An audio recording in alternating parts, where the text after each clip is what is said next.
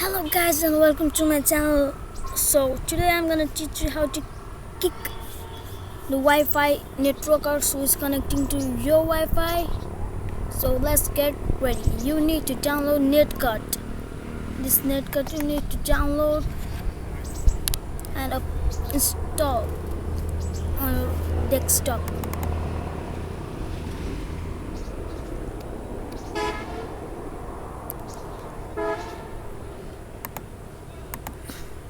Look,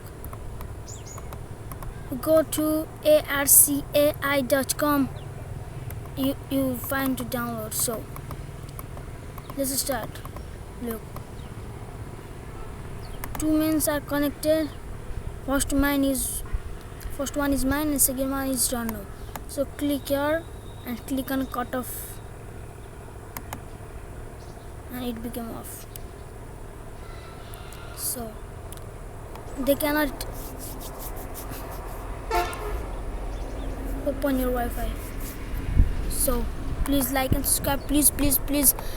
If you have any problem, comment down below. I will solve that problem. Please subscribe me. Please.